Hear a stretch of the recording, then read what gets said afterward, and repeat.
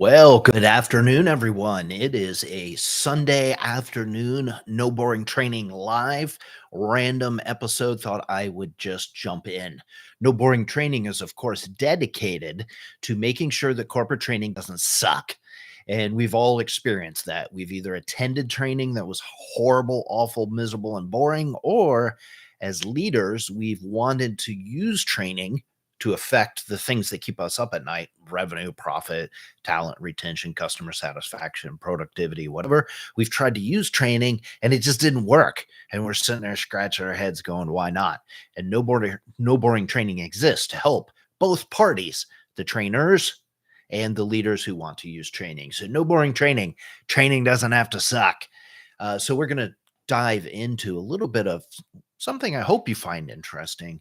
It's my backstory, my journey into the world of learning and development, corporate training.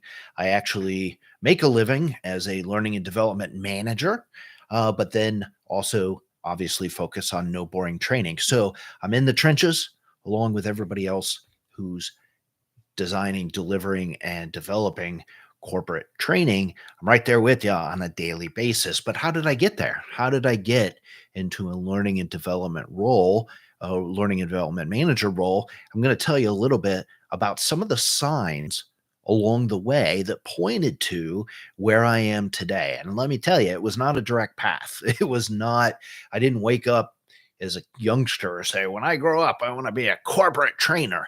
Like a lot of kids, I was going to be an astronaut, an Air Force pilot, all these different things. And today I'm a learning and development manager slash founder of No Boring Training. So, how did I get here? What were some of the things, some of those touchstone events that started pointing me in this direction? I thought it might be interesting to unpack that a little bit for the NBT Nation, the No Boring Training Nation. So, sip of coffee. Let's dive in. If you find this useful, give it a thumbs up, give it a like, comment, or subscribe. Leave me some comments down below. So, the first sign that corporate training might be the path for me, and I did not recognize it in the moment. And this is sort of a number of signs all compressed into one. It was spending time with my grandfather. Anybody that knows me in person, anybody who follows me over at LinkedIn or here on YouTube, my grandfather is obviously an important part of my life. He's passed now, unfortunately, but a lot of fond memories. In fact, a lot of the stuff here in the background at NBT World Headquarters are remembrances and items that help me stay connected to him. But anyway, what role did he play in me becoming a corporate trainer? Well, many different times that when I was a youngster, I would ask him questions and he was very good at explaining things. He would have been a fantastic trainer in his own right. He just had that knack of explaining things very, very well. He would break them down into small digestible bites. He would speak to you at whatever level you were at. So I was a kid, he would talk to me in language that I would understand, and he would help me to understand, normal kid stuff, questions. Gramps, why does this work this way? Gramps, how come this does this? And he would explain it very, very well. So the first sort of big touch point was spending any amount of time with my grandfather. And I'll share one little quick story that really details his his abilities to train, but it influenced me as a trainer to this very day. And I've shared this story before, but we'll go into it again briefly. I was a young kid, 7, 8, maybe, was riding in his British sports car. He had a Triumph little sports car, and there was a sticker right on the window that said tempered safety glass. And I said, Gramps, what's tempered safety glass? And he proceeds to tell me, proceeds to ask me, do you know what a sandwich is? Yeah, sure, of course. Well, think of the bread as film, the the meat as glass. That's kind of what tempered safety glass is all about. And the film kind of holds the sandwich together, just like buns or bread hold the meat of a sandwich together. And, as an 8-year-old, I could kind of wrap my head around this. He could have gone into some big scientific explanation of safety glass, but I would have had no idea what that meant. And there was my very first introduction and lesson in the world of training is you have to meet the learners where they're at, give them information in small digestible bites, and not overwhelm them with information. He was a chemist by trade. He could have gone into some elaborate explanation about safety glass and all this stuff and blown my mind. But instead he broke it down into small digestible bites. So the first sign for me becoming a corporate trainer, the first touch point was really any time I spent with my grandfather. That one moment in time, though, is really etched in my memory. All right. So where do we go from there? So I spent most of my working career in sales and industrial sales as a frontline salesperson and ultimately a sales manager. Well, how does that play into the story of no boring training and being a learning and development manager now? Well, in sales, it's all about educating the customer. It's not about what you want to tell them. It's what they need to know to make an educated, informed choice, which is hopefully to purchase your product. Now, it took me a long time to figure that out. Let me tell you, in my early days as a salesperson, it was very much about, here, let me tell you about my great widget and buy my widget. And it took some time to figure out, no, no, that doesn't work. I really need to get them, I really need to understand them. I really need to know where they're at in their buying process, what their needs are, pain points, all the normal sales stuff. And then I need to educate them about how my doodad is going to make their life better. Sound familiar?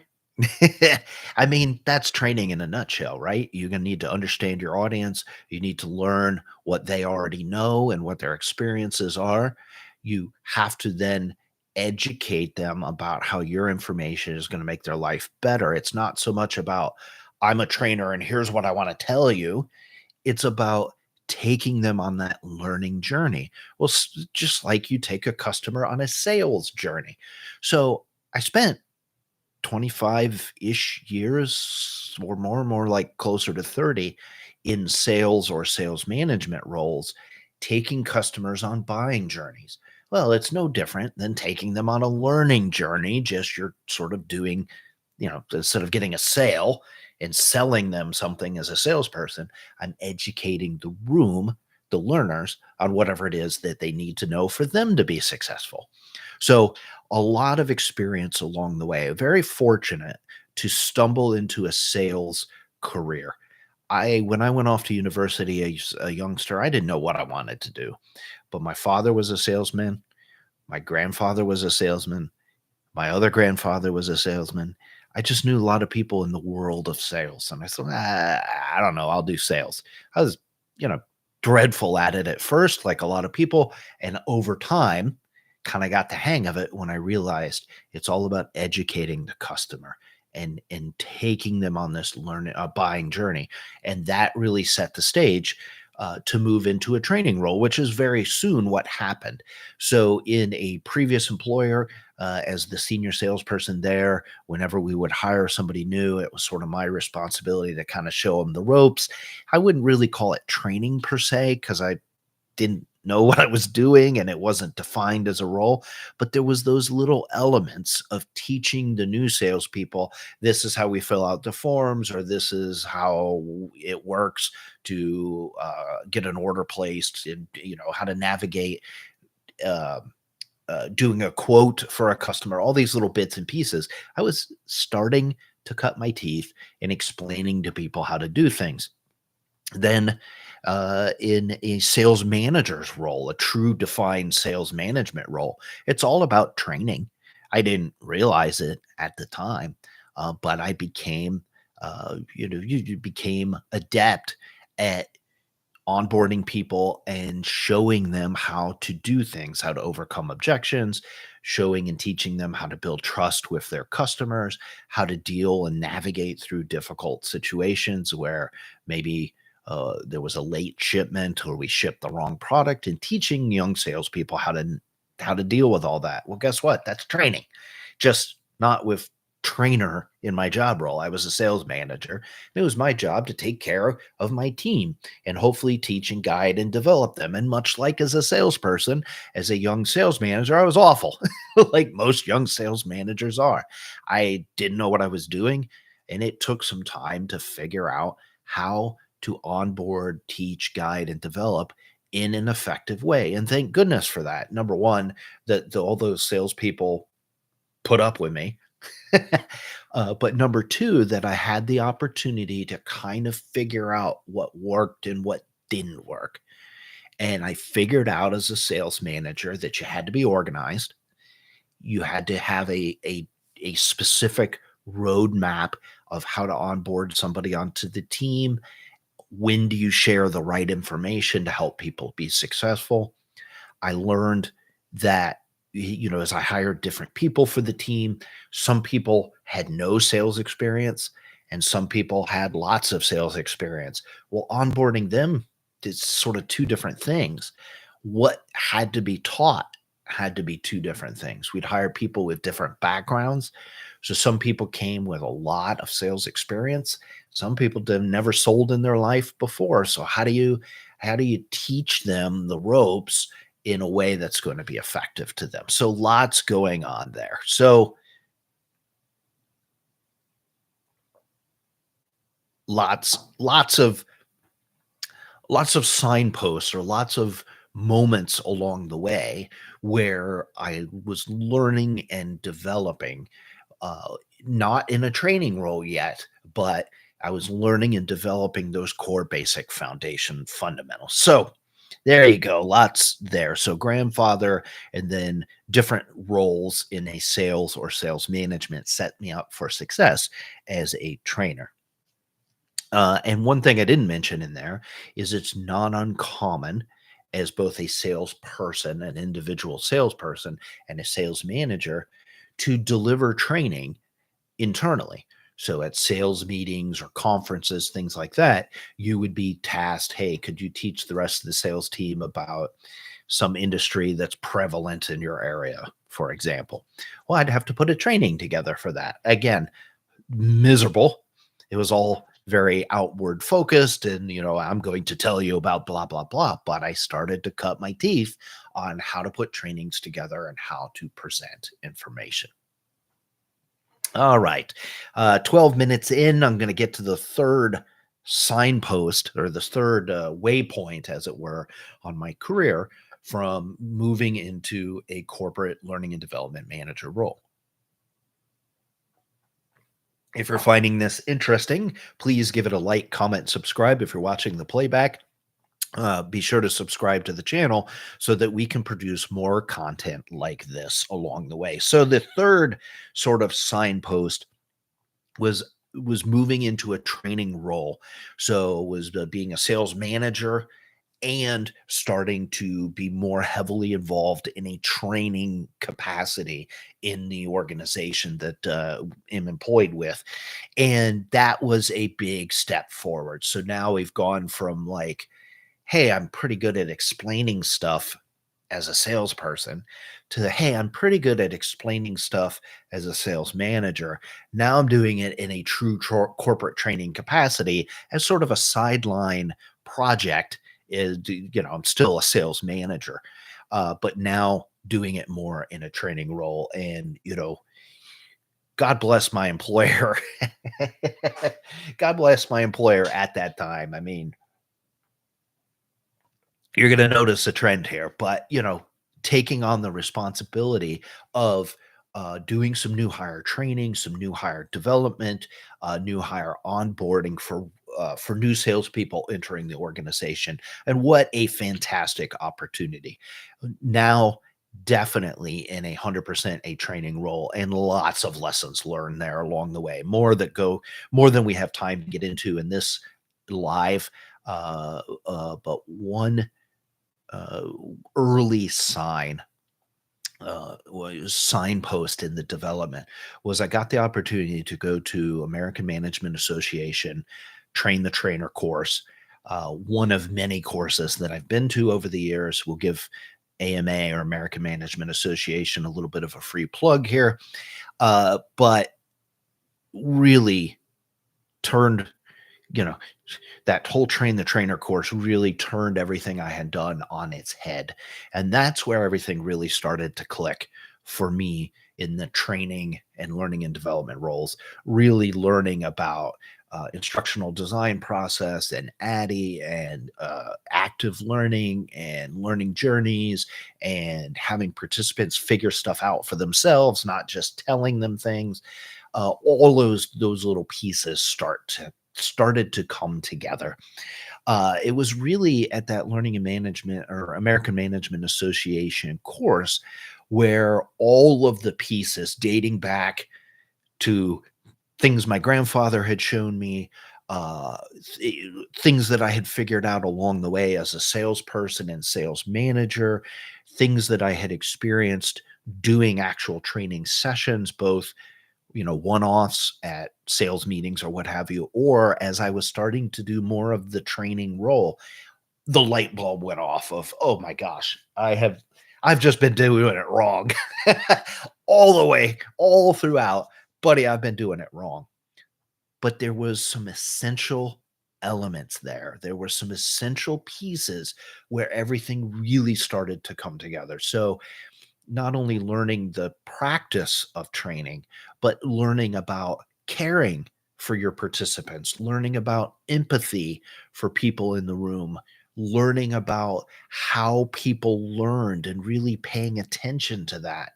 And that was another giant step forwards, was not only having the mechanics of learning and the mechanics of delivering training, the mechanics of keeping people interested, but doing it in a methodical, scientific way of really understanding how adults learn and all those pieces. It all started to come together.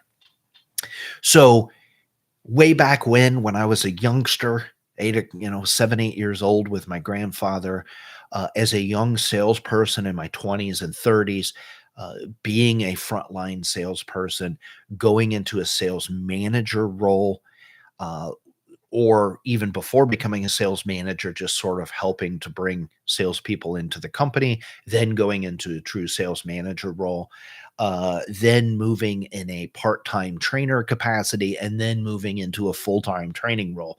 The signs were all there, all along the way were these little sort of lessons learned, meeting your audience where they're at, using language that your audience understands, breaking things down into small digestible bites, being methodical, being organized, really doing things in a way that benefits the learner, then putting it all together with uh, adult learning styles, adult learning or how adults learn rather, um, active learning, all these pieces, everything really started to click then.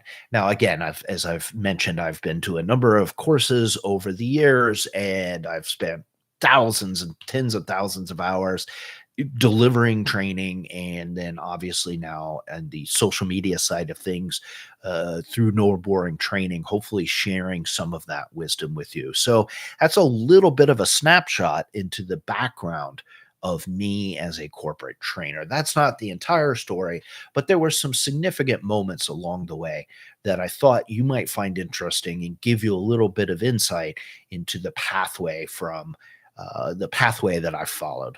What surprised you the most? What did you find interesting? If you're watching this on playback, leave some comments below. Hopefully, you found this interesting in some way. Give it a thumbs up or a like if you found it interesting.